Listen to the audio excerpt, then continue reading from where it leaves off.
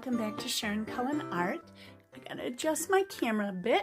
Today I'm going to be doing something that I've promised to do for quite a while now, and that was to do a painting that I had posted on Instagram. Oh gosh, it was last month sometime. So I'll show you a photo of what it is. It's a simple photo done, or simple photo, it's a simple painting done in two colors.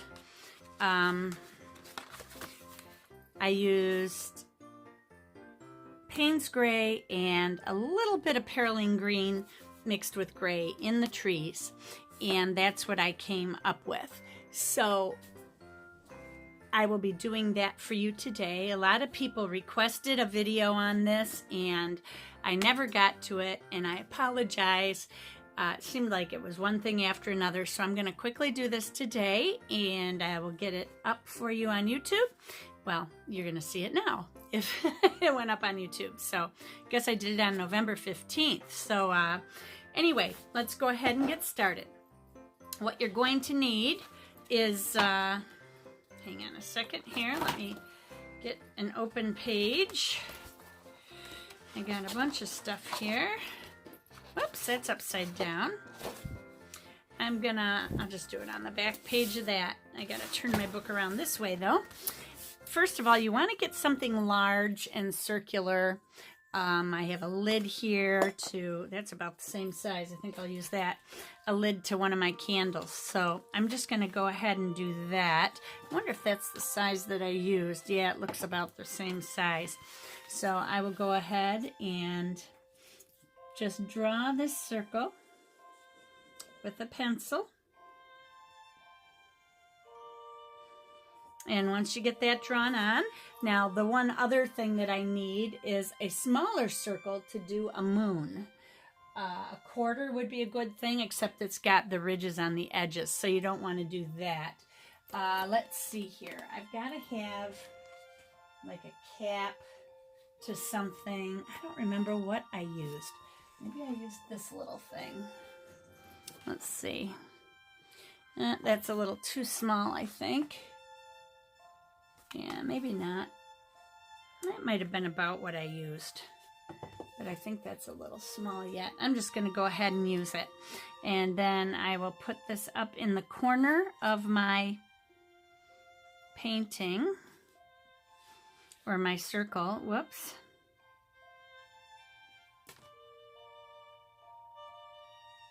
And this will become my moon. I just bumped a fingernail. I'm going to have to erase a lot of this. Okay. Boy, that's not quite a full moon, is it? There we go. And I'm just going to erase some of my edges on this so that it doesn't show as much. I want it to be faint. Just enough so I can see it. And that should be good. So now I'm going to go ahead and take my gray, and I'm going to get myself some Perylene Green, or you can use whatever dark green you have, or mix a dark green with some yellow and a lot of ultramarine blue or something like that. Then I'm going to grab a smaller brush. This is a size 8 silver black velvet. I use this a lot for my paintings, although I think today I'm going to go a little bit smaller. I have some travel brushes here by Silver Black Velvet that I love. And I think I'm going to use my size 6. I think this is my size 6. Yep. And I'm going to go ahead now and I'm going to put in a line. Actually, I'll draw in the line for my snow.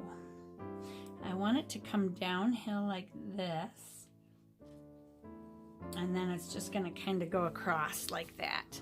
And the first thing I'm going to start with is my sky. I'm going to wet this whole area. Actually, I'm going to get my size 8 first and wet the whole area. Leave the moon dry.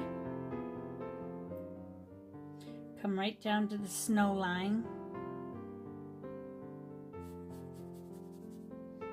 Get it nice and wet.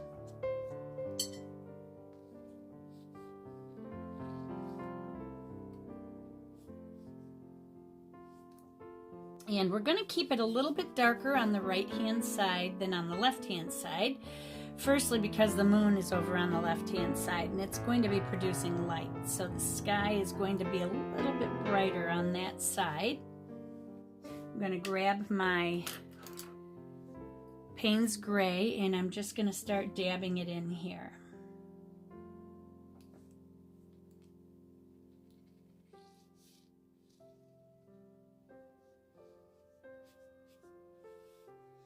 Put it all over.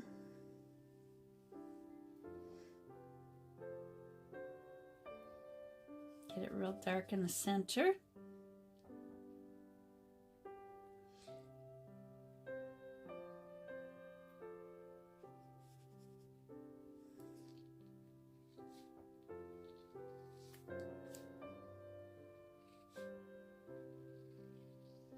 Get right up to those edges.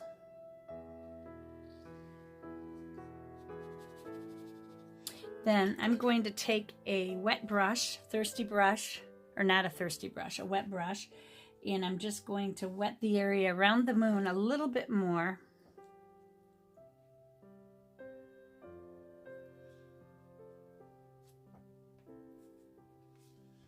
Don't get it too wet because we do want it to not leave a bloom.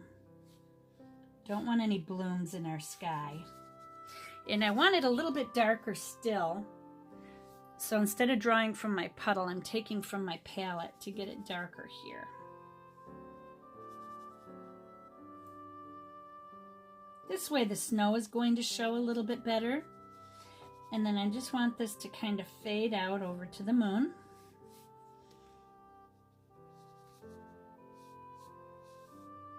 Just like that. And then we want a real diluted bit of gray, and we're just going to kind of go over the moon a little bit and put those mountains and valleys on the moon here, just like that.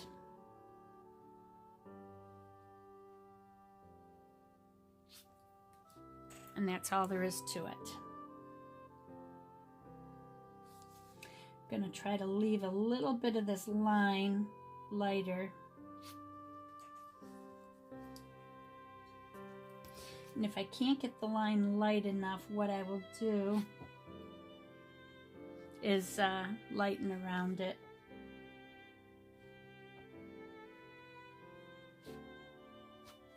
That should be pretty good.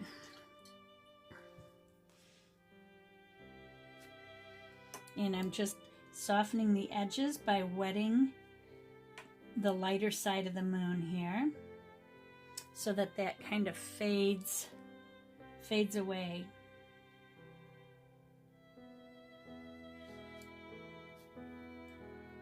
And then I'm going to lighten again around the outside of the moon. Very simple. Just take a thirsty brush, which means that you're drying your brush on a paper towel, just dabbing the excess water off so that it picks up the fluid from the sky. And that's it. That's all you have to do. Now I noticed I missed my edge here. So I'm just going to go in a little bit on my edge very carefully. And then I want to fade that out without leaving a line there. So there. Okay. Now we've got to wait for that to dry, so I will let that dry with the magic of video, and I'll be right back. Okay, so that's just about dry, and now we're going to go ahead and we're going to do the background trees, which are still in Paynes Gray, but they're going to have to be deeper than that sky. But we want them to fade away, so you don't have to make your sky much strong, or your puddle any stronger really, because when you glaze over the color underneath it, it's going to make that color above it darker. So now all we're going to do is put some trees in the distance. My brush is a little bit wet there. Let me just suck some of that up. There we go.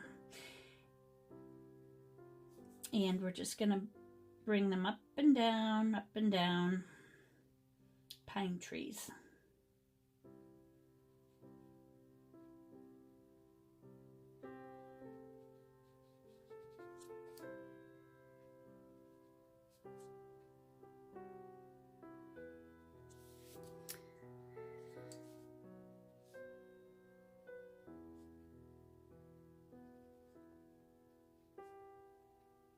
I'm just zigzagging just to give it some more interest on the tops of the trees there.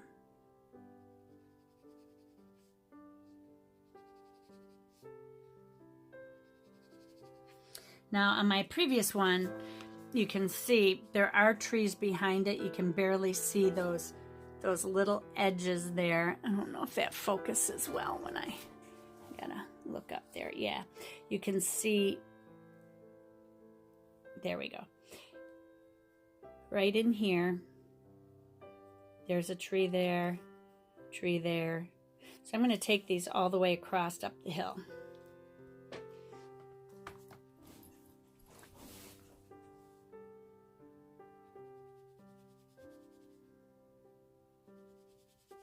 And that's all there is to it. And bring this one over to the edge so it doesn't look like that just cuts off. Make our little snow globe look like it's 3D a little bit. Okay, eventually we can put some snow on that, which I didn't really add to these when I did it, but I think I will this time. And another thing I want to do is try to erase some of this pencil line. Hopefully it'll come off. Yeah, I find that some of my erasers don't work at pulling pencil off, and some of them do, and I can't remember what kind of eraser this is. It might be a Faber-Castell, or it could be a Staedtler, I don't know. But anyway, so that's done now. And now I'm going to go ahead and take my pencil line away from there. But I want to bring this down just a little bit. Hang on a second, that was just plain water. I thought I had paint on there. I want to just make this a little bit uneven. So I'm going to bring it down, and then I'm going to bring it back up again. There. I didn't want it too perfect.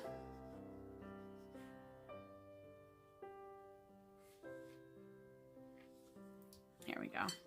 Alrighty. Make that a little bit darker so that it matches the trees.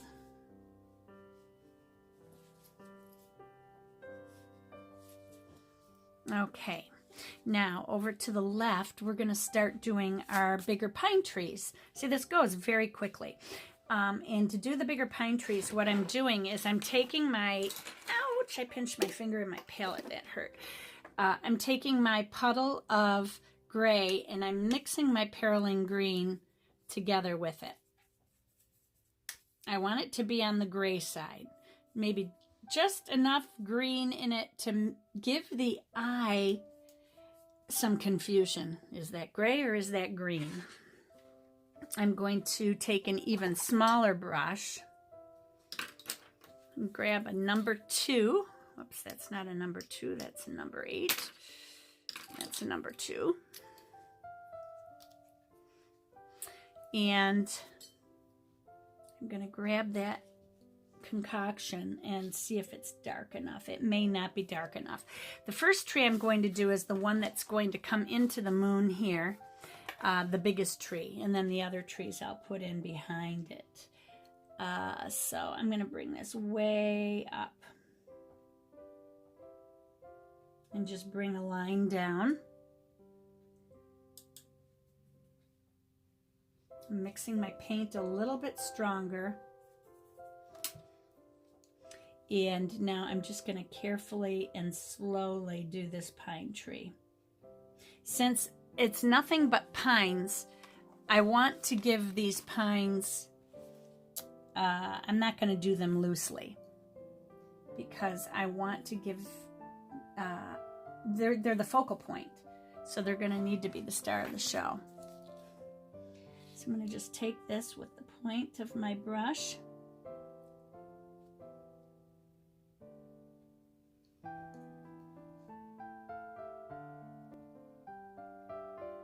And I'm not going to be adding any color into the tree trunk. I'm just using the same green gray because we are doing this at night. And when you think about it, at night, you really don't have color detail unless there's a source of light on it. So we're just going to leave that like that. And I'm going to bring these branches down as they get bigger.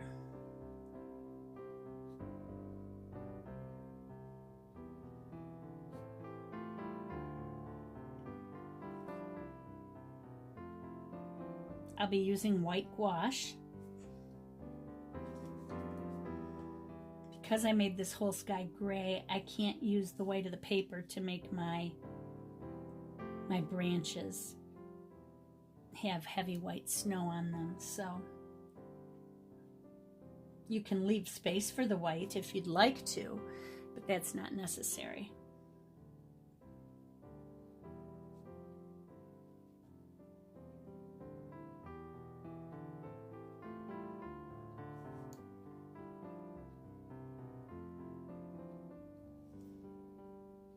Okay, then I'm going to bring it all the way down into the snow, and because it's on a hill, this side will be touching the ground before this side, so we'll bring this side down a lot further. I want it to come down like this.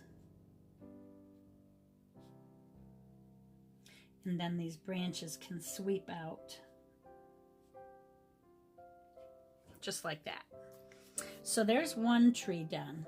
I'm going to probably go back and add a little more glazing over the top of that. Oops, I accidentally put some phthalo green in my color, so I'm going to have to remix this gray, green. There we go.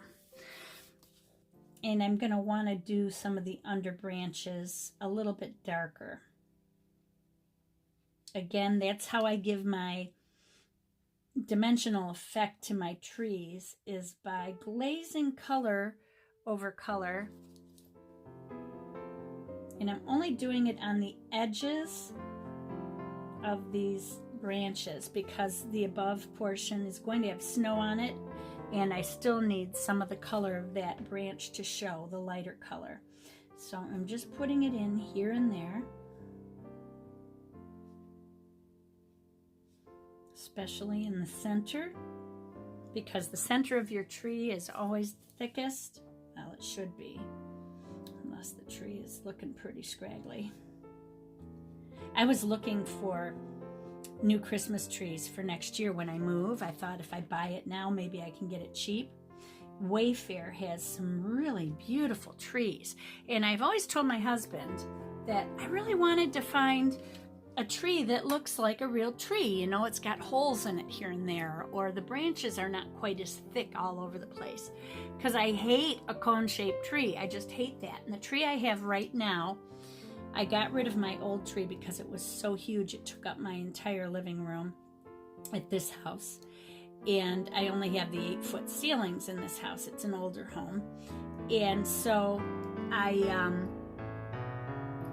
got rid of my old tree, sent it to Salvation Army or something like that. Okay, I'm going to do another tree in the distance back here. So it's going to be shorter, obviously. But anyway, I got this other tree, and we went to English Gardens. Big mistake. Their trees are horrible, at least the ones that I had seen. So this is a little too dark for my first layer. I'm going to go back over here and dilute that a little bit. So I got this tree, and I got it home, and I've been so unhappy with the branches on it. I go to hang ornaments and they fall off. My son's girlfriend had bought me these gorgeous, gorgeous crystal ornaments. She'd buy me for a year till she got me the full set of 12. She bought them at Frankenmuth. If you're familiar with Michigan at all, there's a city called Frankenmuth, and there's a village there, and it's Christmas 365 days a year. And Frankenmuth is like a little German town. It looks like Little Germany when you walk in, or you go into the city, and there's all these like Bavarian inns and beer places with German beers and all sorts of stuff. But they have this Bronner's, which is a Christmas place. It's a store. 365 days a year they have Christmas. So my son's girlfriend goes there every year with her mother shopping, and she would always buy us ornaments. Like, she got my husband and I these really cute ornaments one year that were our nationality. And so my husband got an Irish one, and I got a Scottish one because he's Irish and Cherokee Indian, and I'm mostly Scottish with a little bit of German in me, which I think many of us have. But anyway, so then she got me these crystal ornaments. This is still a little too dark. I want to lighten it. So she got me these crystal ornaments, and this year when I put up my tree, the darn one of them fell off, and I saw it going down the center of the tree, and it's hitting branch, and I'm thinking, don't break, don't break, don't break. Well, they're fine crystal icicles, and they're only about a ½ inch, maybe 5/8 of an inch at the widest point. And it hit the bottom, hit my tree skirt, which is very thick, and it's still, I heard this pop, and it broke into 3 pieces. And I've been gonna try to glue it back together with some E6000 glue, because that glue is like amazing. But anyway, I haven't tried it yet. I'm gonna try it this week before she sees it. She knows that I broke it, but anyway, I blame the tree because it had been hanging on the tree, and then spontaneously these things just drop off because they stick out freaking sideways. I hate that. I love to have space between my branches. Everybody's got their own taste in trees. Some people like real full branches where they have Christmas balls that just kind of sit on the outsides. I like stuff that's deep inside my tree and out. It's just the way I was brought up. And every year we'd have a different style of tree, but we always made sure we got kind of a Charlie Brownish tree. I don't know if my parents preferred that or if it was all they could afford. I don't know. But anyway, I learned to like that. So I've been looking on Wayfair. This is a long story. So I've been looking on Wayfair for another tree. And I saw these blue spruce trees and these green fir trees that were real holy. They had like 10-inch spaces between branches with the little sprigs that come way out, and I was like, oh my gosh, I love these trees. They looked so real, like you would find them out in the forest, you know? And my husband's like, well, why don't you buy it? Well, first of all, I need a 12-foot, and they're out of stock. And that was part of the reason I'm buying a new tree, is because our ceilings are so high. At the peak, I think they're 32 or 36 feet high in this house that we built. So, anyway, we just wanted a bigger tree, or I wanted a bigger tree, because I feel like a 7.5-foot tree is going to be way too short in a room like that. It's going to make it look like a bush. So my husband's like, well, get a new one. Well, I can't find one in stock. And I saw this and I thought, would I really like that?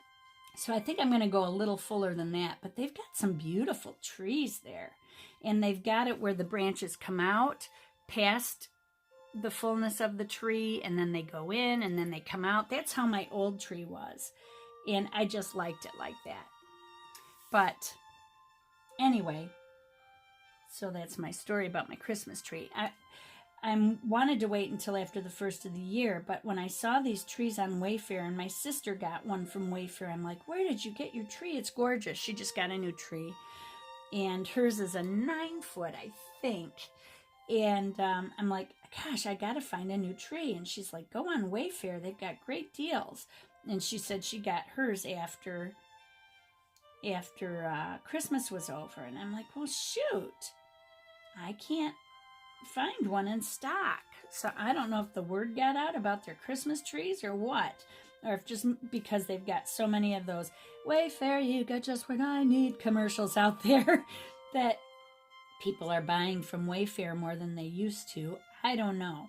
But anyway, I've got to find out. I'm going to contact them and find out when they restock their trees, and then I'm just going to buy one. If I have to buy it during the summer next year or whatever, or during fall, I don't know.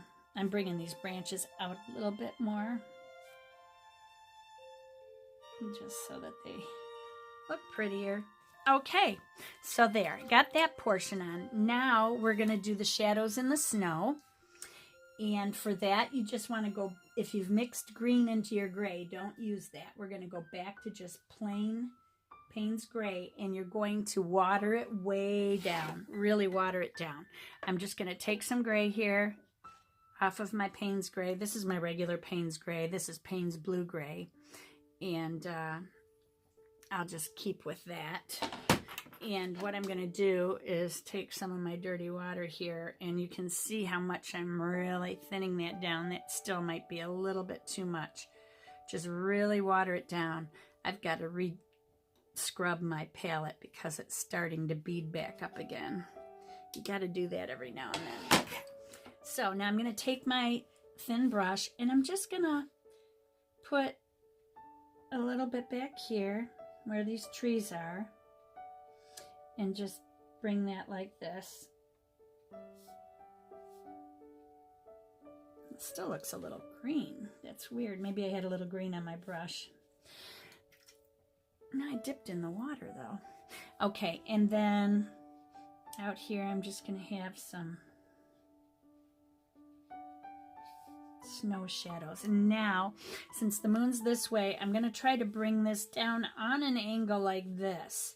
So you want to darken the area under the trees, and then you're just going to bring it forward. And if it runs off your globe before you get to the point, that's fine.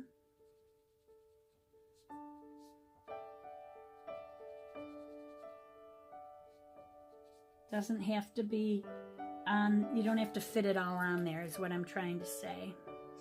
There.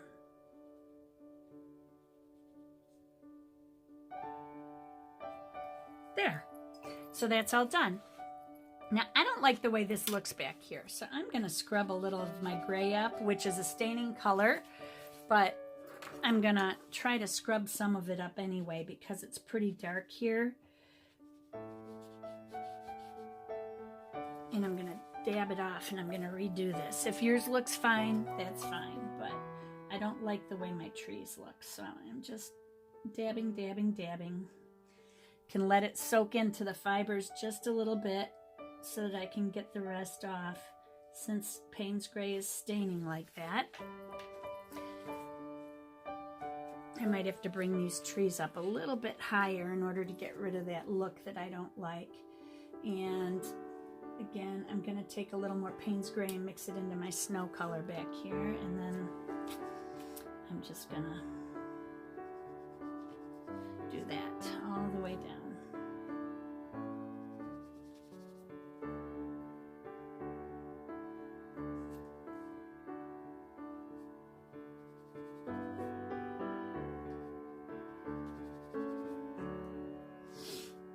That might make it look a little bit better.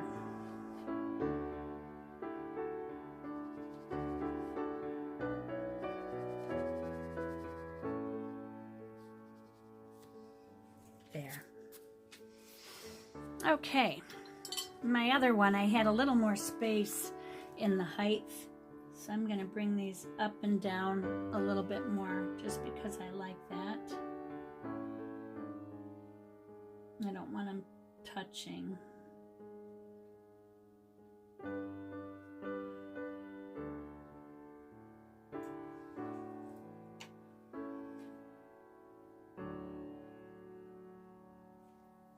That'll work. Okay. And I am working today in my Pentalic watercolor field book. If anybody's asking, I get a lot of questions about my supplies. Today's watercolors are Daniel Smith. My Paynes Gray may not be. I'm not sure. That one might be a different color. No, I think it is. I know my Perylene Green is. Then, what we're going to do now is we're going to go ahead and put the snow on. I don't know if this is dry enough though, so I'm just going to give this a little bit of, actually it doesn't matter, leave it wet because it's nice when there's a little bit of wetness there. You can get different layers of snow. Now I'm just going to take some of my, I got to clean off the spot though, clean up my gray. I'm going to take some of my gouache, and I'm using M. Graham. And the reason I'm using M. Graham is not necessarily because I like it the most, although I do like it a lot.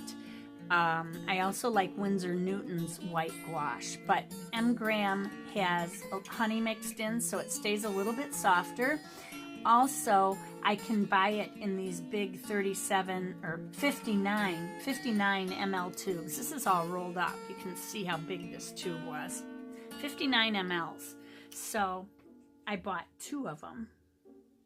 I lost one. Don't ask me how. I don't know where it is. It's in a bag or something somewhere, and I will find it. But now what I'm going to do is I'm going to take my Faber-Castell eraser pencil, and I don't really use these pencils for a whole lot because they don't tend to erase very well, at least not from watercolor paper, I don't think. But I love these plastic brushes on the back because they're great for flicking snow. I'm going to wet it a little bit and then dab it off because it's just plastic. And I'm going to pick up some of my gouache, and then I'm just going to flick.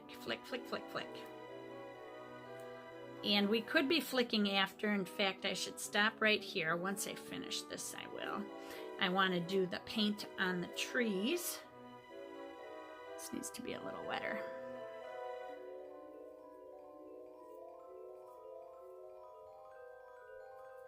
You want to get the whole thing, not just the edges, so, or the middle. So make sure you get right up to the edges.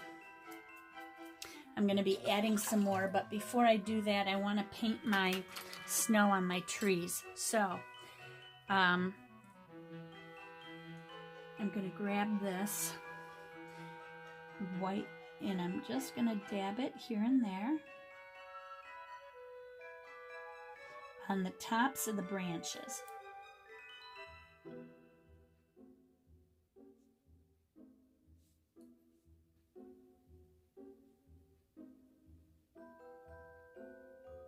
That's all there is to it. See how simple this was? It looks so pretty, but it is so simple.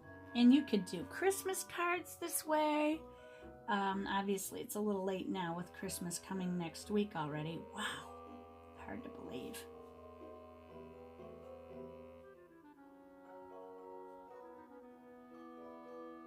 But yeah, you can put as much or as little on it as you want.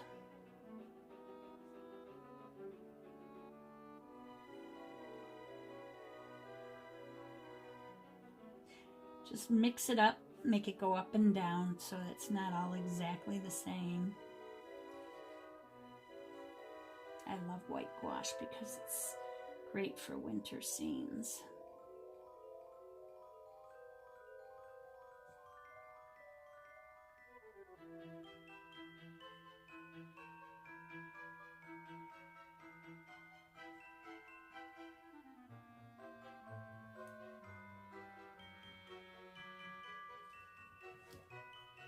That's pretty much all there is to it. I'm just going over a couple spots that look like they got a little watered down here.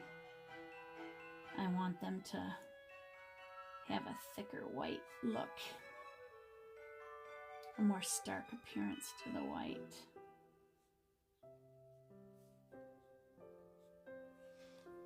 And if you want, you could try and put a little white on your background trees. If you do it, water it way down. just like before. I'm going to do a little bit.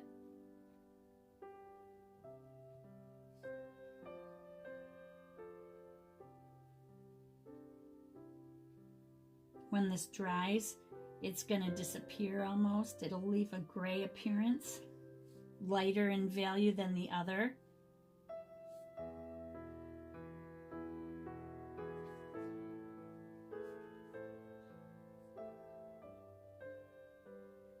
I didn't do that on my other one, but you can on that one.